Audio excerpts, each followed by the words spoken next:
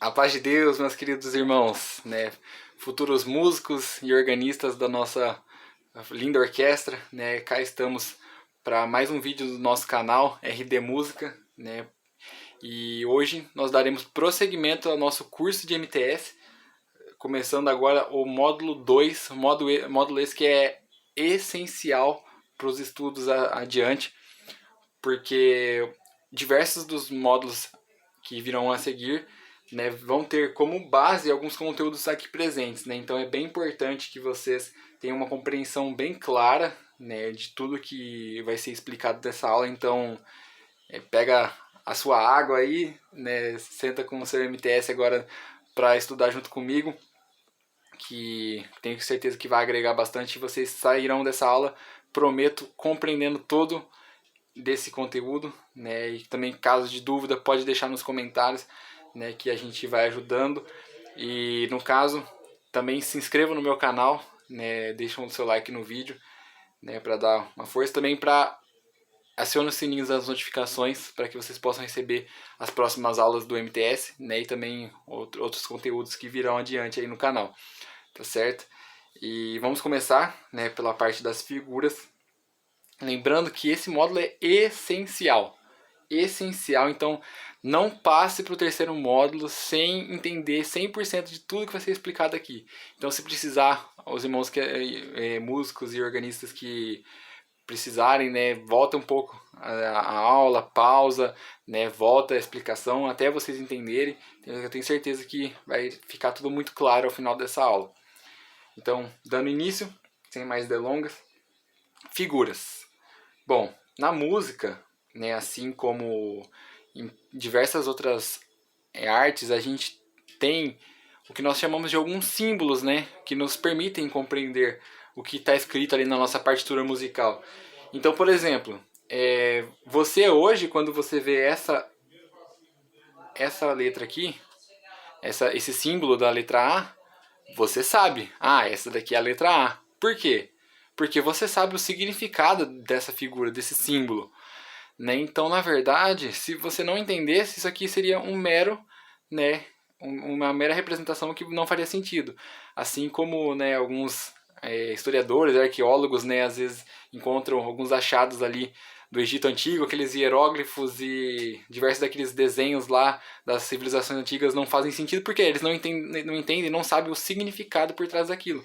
Então, na música a gente vai ter diversos símbolos, diversas figuras que vão nos possibilitar a gente ler a partitura musical. Da mesma forma que você lê um texto, né? Então, quando você tem um conhecimento musical, né, já bem embasado, você vai olhar para a partitura e aquilo vai ser como se fosse um texto que você lê, né, com a maior facilidade, né, através do seu instrumento musical, né, no caso, através da voz, mas assim vocês compreendem.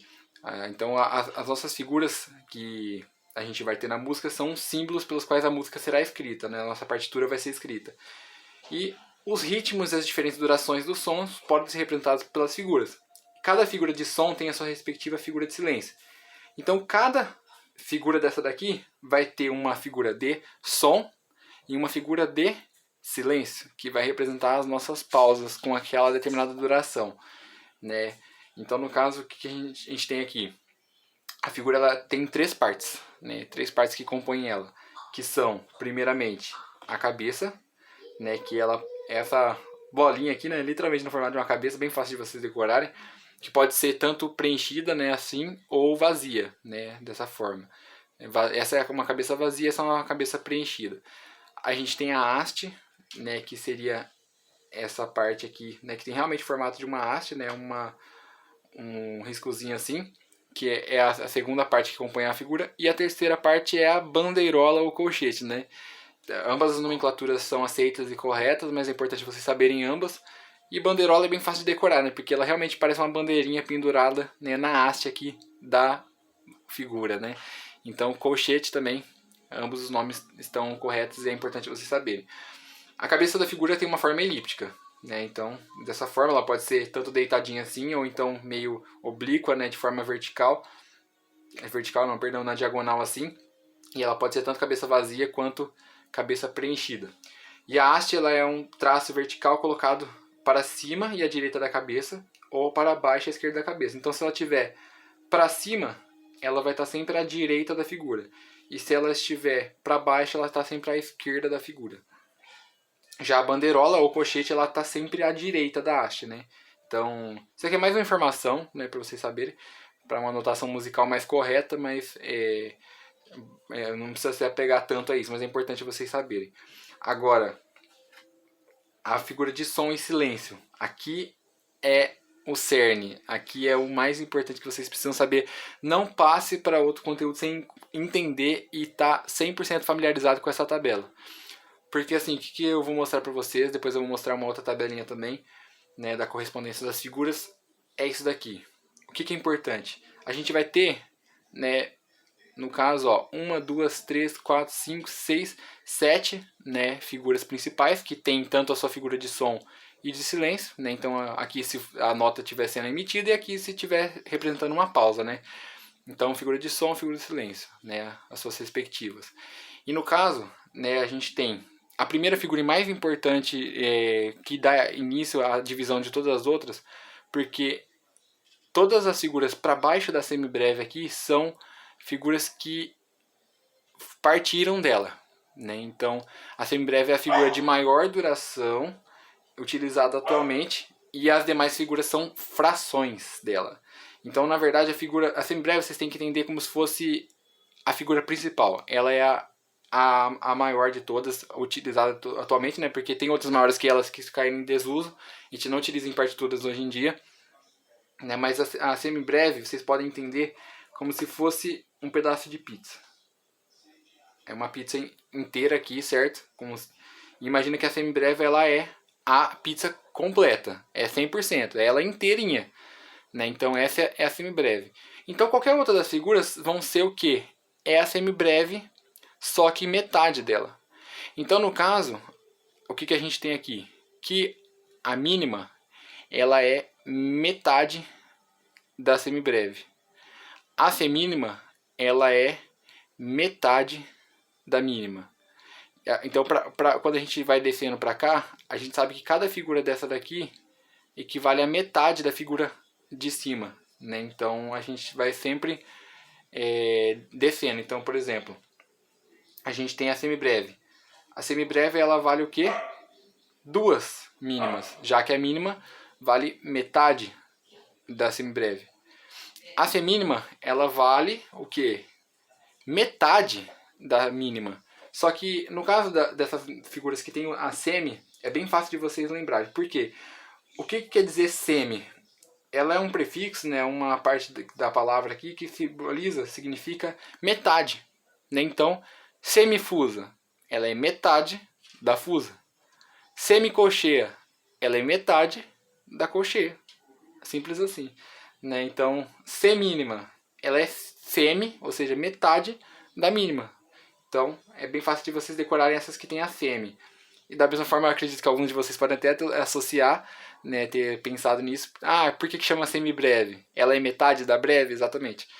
Tem uma figura de maior duração ainda do que a semibreve, que caiu em desuso, né, conforme eu comentei, que vale, né, o dobro, por isso que chama semibreve, porque ela é metade da figura breve.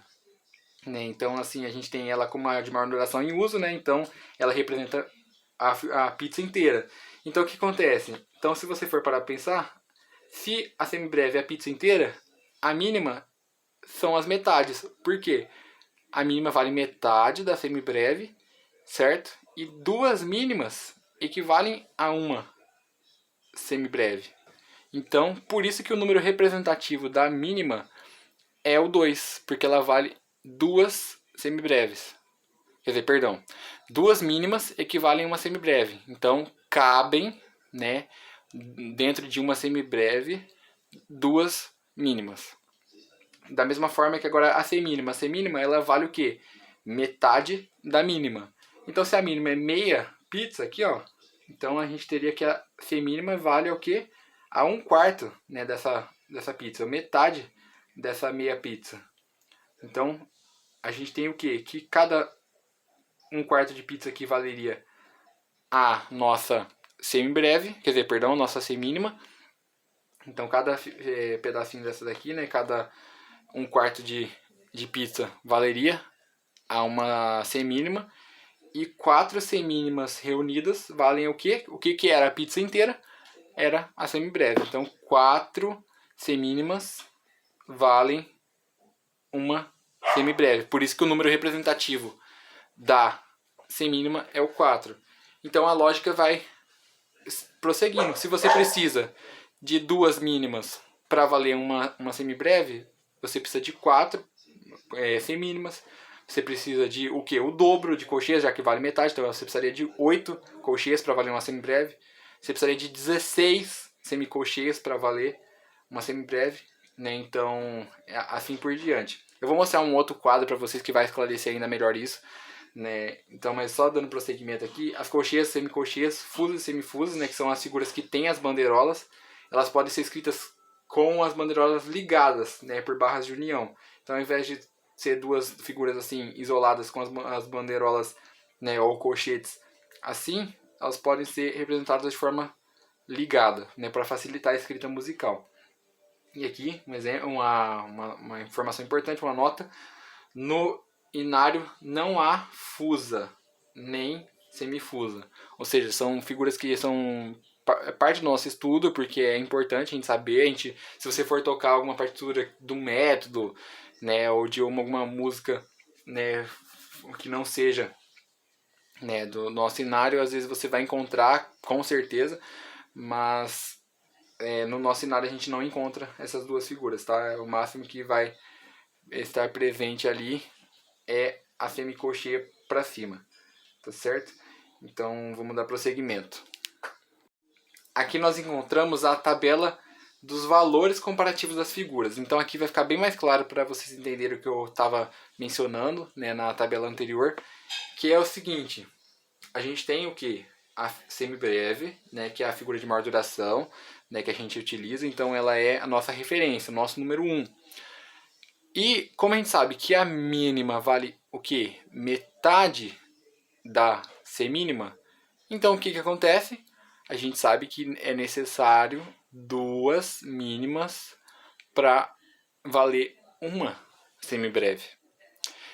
Agora, a gente sabe que a semínima, lembra, semi, metade, vale metade da mínima. Então, se a semínima vale metade da mínima, então você precisa de 2 semínimas para você formar uma mínima, certo? Então, de quantas semínimas você precisa para formar uma semibreve? Você precisa de 4, porque 2 semínimas formam uma mínima, e da mesma forma que para você formar, você precisa de 4, né? Já que 2 formam uma mínima, outras 2 formam mais uma outra mínima, e você sabe que 2 mínimas equivalem a uma semibreve.